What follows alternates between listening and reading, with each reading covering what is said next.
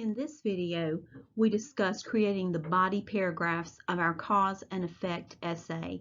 This is the largest portion of any paper, the body paragraphs. Let's review for a few minutes what a body paragraph has to do. Of course, the body paragraphs are the middle paragraphs of the essay. They come after the introductory paragraph, and there should be one body paragraph for each supporting detail you have. Supporting details are the proof that the thesis in the outline and in the introduction is true. If you have 4 supporting details on your outline, you will have 4 body paragraphs in your essay. If you have 5 or 6 supporting details on your outline, you will have 5 or 6 body paragraphs in your essay. And of course, for our class, English 111, I require 4 and up to 6 body paragraphs. Anywhere in that range is considered appropriate. Let's talk about the structure of body paragraphs. This may be pure review for you, I hope it is, but if you are not sure what is supposed to go in a body paragraph, it includes these 3 things. First, the topic sentence. Each body paragraph should have a topic sentence which identifies the topic of that particular body paragraph and says something provable about that topic. Remember, the topic of each body paragraph is one of the proofs that the thesis is true. There's only one topic sentence of each body paragraph, and it should be the first or second sentence.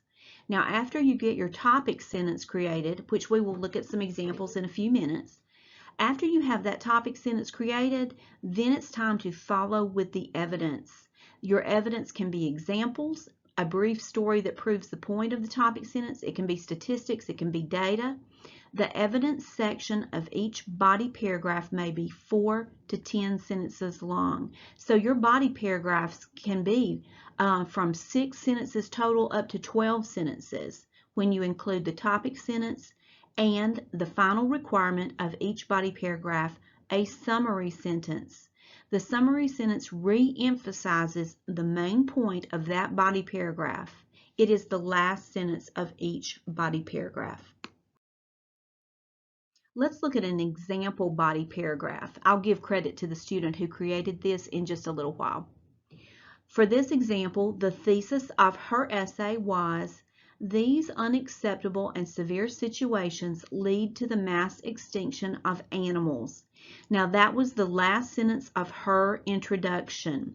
Her essay focuses on several causes leading to one effect. This is her first body paragraph. Overharvesting is the first of many problems that contribute to mass extinction. This refers to harvesting animals to the point that they cannot reproduce quickly enough to sustain their population.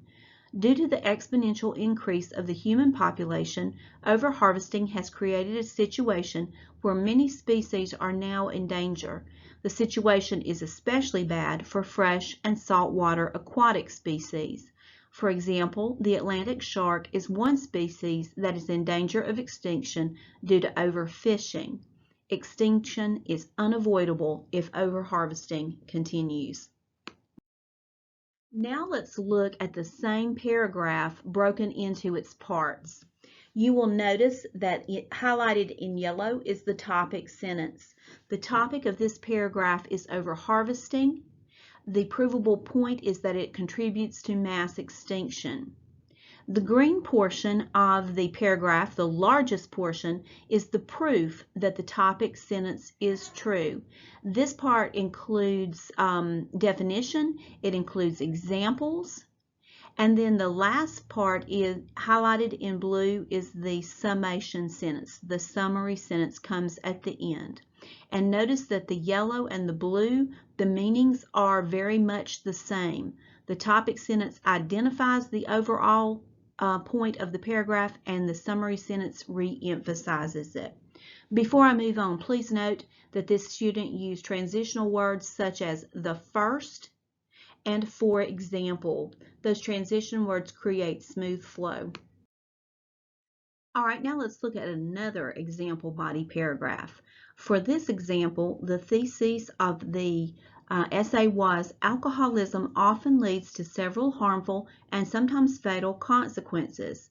You'll notice that in this essay, the focus is on one cause, alcoholism, which leads to several effects. The student's first body paragraph looked like this. Addiction to alcohol tends to be the first result. This is due to how the human mind tends to become wired after the continued use of alcohol.